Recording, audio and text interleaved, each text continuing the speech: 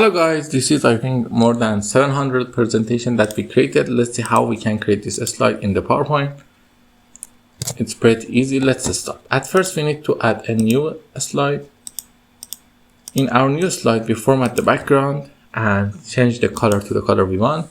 We are going to go with screen, but I'm going to reduce the transparency to get this color and then apply it to all. Now we need to create this shape.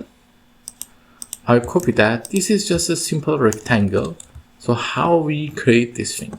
It's easy. We go to format object, format shape, and then here in the shadows we gave it some inner shadows, you see, and for the reflection we gave it the reflection we want.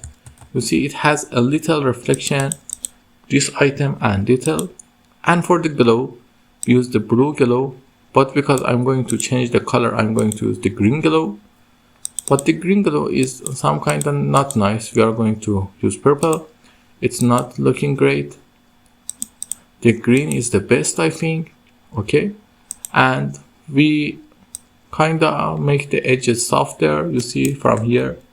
It's good. And then after that, for the text is using overdrive sunset. And we go to text option and make it by using them.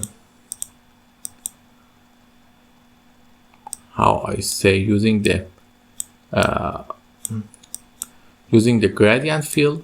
Okay, it's nice. Then we create these two slides as the same.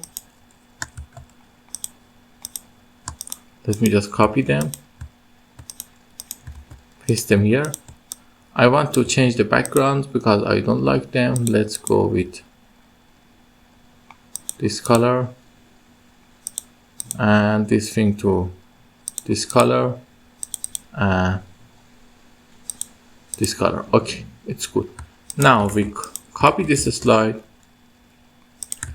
press Ctrl A, go to align them center, align them middle. But you see we have a problem. We need to send it to back and send it to back, and here we need to just send this thing to back.